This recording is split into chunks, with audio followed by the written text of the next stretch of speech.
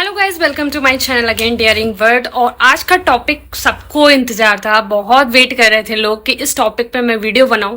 तो फाइनली मैं इस टॉपिक पे वीडियो लेके आ गई हूं।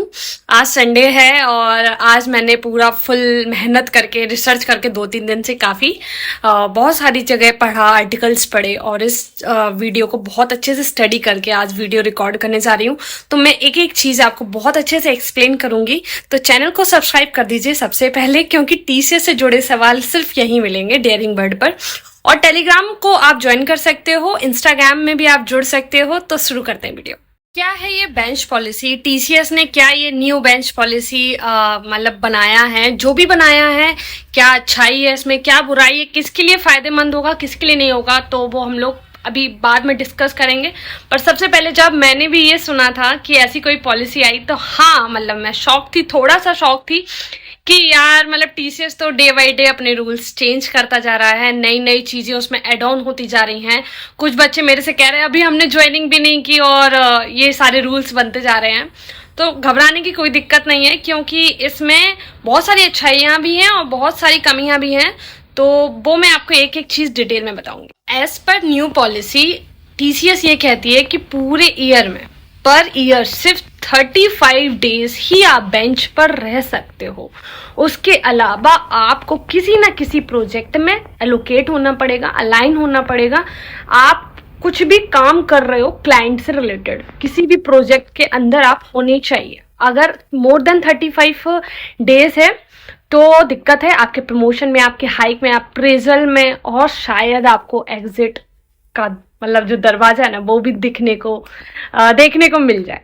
तो क्या ये बात सही है? पूरी पॉलिसी क्या सही बात है? मतलब लोगों ने तो लिख दिया है मतलब एक लाइन में, तो काफी लोग घबरा रहे हैं, क्योंकि जो लोग ऑलरेडी बेंच पर हैं वो प्रोजेक्ट के लिए हाँ भी बोल रहे हैं, वो कॉल्स को अटेंड भी कर रहे हैं, फॉर्म्स भी फिल कर रहे हैं।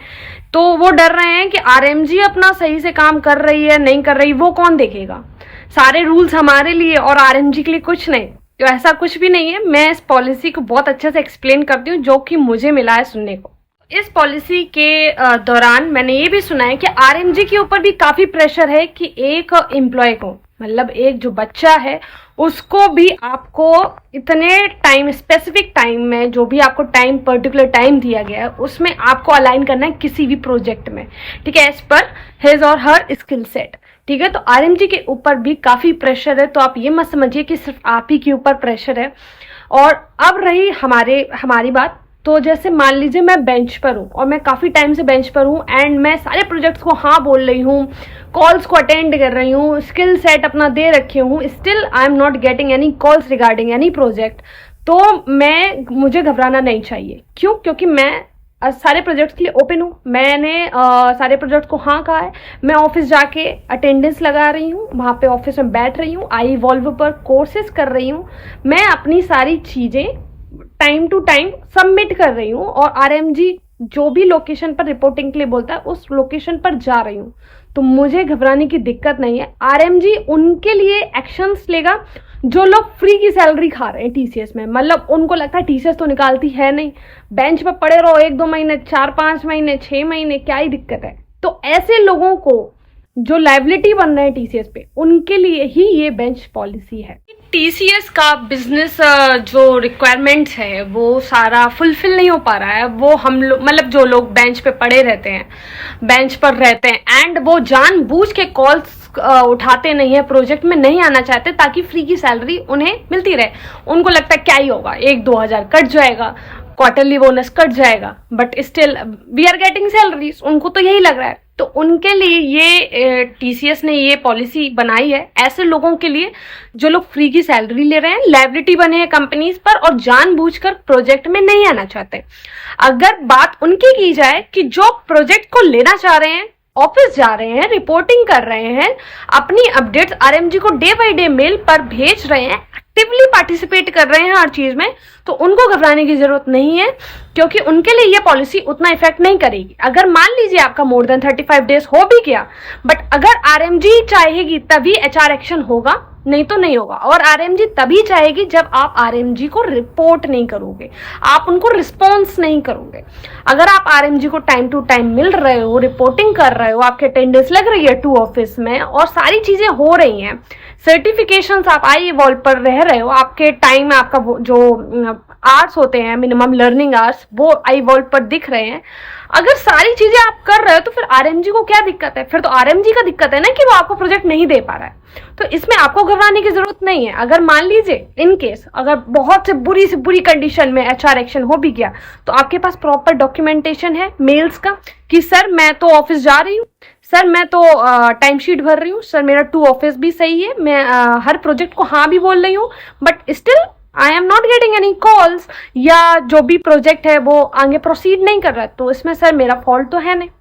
तो वो आपको इतना परेशान और इतना सफर नहीं करेंगे। फिर जो आप सोच रहे हो रिजाइन हो जाएगा या आपको जबरदस्ती निकाल देंगे, टर्मिनेट कर देंगे, तो ऐसा कुछ नहीं होगा।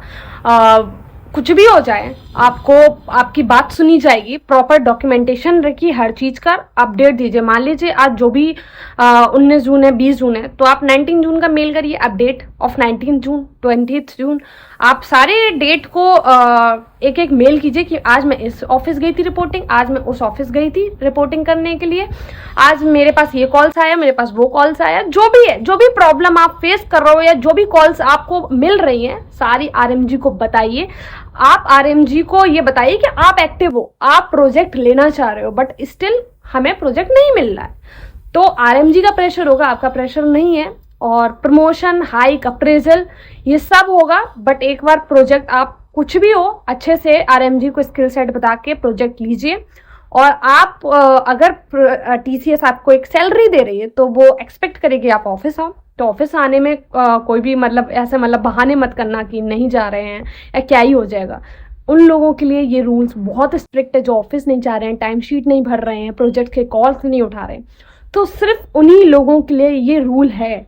और ये रूल अगर मान लीजिए उन लोगों पर भी अप्लाई हो रहा है जो लोग सिंसियरली सब कुछ कर रहे हैं, तो आपके पास तब भी एक मौका होगा बचने का। शायद आपका थोड़ा प्रमोशन कम हो जाए, हाइक कम हो जाए, बट आपको, मुझे नहीं लगता कि टर्मिनेशन होगा। तो इसमें डरने वाली कोई बात नहीं है। आप अगर आरएमजी से कांटेक्ट में रहेंगे तो आपको बहुत जल्दी प्रोजेक्ट एक अच्छा मिल जाएगा। अगर आपका कोई फ्रेंड किसी प्रोजेक्ट में और उस प्रोजेक्ट में वैकेंसी है तो आप वहां भी अप्लाई कर सकते हो, आप वहां पर भी अपना सीवी भेज सकते हो। और नोमी एक प्लेटफॉर्म है टीसीएस का, वहां पर भी डाल सकते हो that I am looking for this project और दैट टाइप ऑफ प्रोजेक्ट, जो भी स्किल सेट है उस पर भी आप बोल सकते हो। आप अपने तरीके से कुछ भी मत छोड़िए कि आप कि टीसीएस वालों को ये लगे कि आपने एफर्ट्स नहीं किए। आप एफर्ट्स करिए और अपना 100% दीजिए कि आपको एक प्रोजेक्ट मिल जाए, ठीक है। फिर मुझे नहीं लगता कि टीसीएस वाले आपके साथ इतना बुरा करेंगे कि आपको निकाल देंगे। ऑफकोर्स इस चीज का फायदा मैनेजर लेवल पर लोग ले सकते हैं, क्योंकि पहले था कि लोग लड़ लेते थे मैनेजर से। कुछ भी मैनेजर को बुरा लग गया तो मैनेजर बोलता था वी विल रिलीज यू या जो भी है, तो बच्चे कहते हैं अरे रिलीज ही करेंगे तो क्या ही होगा, दूसरा प्रोजेक्ट मिल जाएगा, टीसीएस से जॉब थोड़ी ना जाती। बट अब लोगों को डरना पड़ेगा, लोगों को सिंसियरली बात करनी पड़ेगी और मैनेजर से थोड़ी तो बना के रखनी पड़ेगी, चाहे आप इसको बटरिंग कहना कह लो या उनकी हाँ में हाँ मिलाना कह लो, जो भी कह लो। बट अगर आप रिलीज होते हो तो फिर आपके ऊपर है, आपको अपनी जिम्मेदारी खुद लेनी पड़ेगी। बहुत अवेयर रहना पड़ेगा इस सिचुएशन में, क्योंकि जॉब सिक्योरिटी टीसीएस में है ओके, बट इतनी भी नहीं है कि आप उसको सोच लो कि हाँ हलवा पूरी हो गया है तो घर में पड़े रहो सैलरी आ रही है, ऐसा नहीं है। तो ये टीसीएस नहीं, बहुत सारी कंपनीज भी अब करने लगी हैं, अपना बेंच पीरियड कम करने लगी हैं। तो आप अवेयर रहो, मुझे नहीं लगता फिर कुछ भी दिक्कत होने वाली है। ऊपर मैनेजमेंट को अगर इस चीज का फायदा उठाना भी है तो उठा ले, क्या ही दिक्कत है। वो तो हर कंपनी में कुछ ना कुछ पॉलिटिक्स तो होती है। आप ये मत समझो कि हर कंपनी कुछ ना परफेक्ट होगी, कोई भी कंपनी परफेक्ट नहीं होती है। टीसीएस आपको कुछ अच्छी चीजें दे रहा तो उसके साथ कुछ स्ट्रिक्ट रूल्स भी तो देगा, तो उसमें कुछ दिक्कत वाली बात नहीं है। तो अगर आपको इस चीज से रिलेटेड कुछ भी क्वेरी हो, आप मेरे टेलीग्राम, मेरे इंस्टाग्राम, मेरे यूट्यूब के कमेंट सेक्शन में पूछ सकते हो, मेरे से जुड़ सकते हो। 1-to-1 सेशन के लिए भी एक लिंक मैं दे रही हूँ टॉपमेट का, वहां पे भी बात कर सकते हो। कुछ भी दिक्कत हो आप मेरे से पूछिए और चैनल को सब्सक्राइब कर दीजिए। Thank you guys.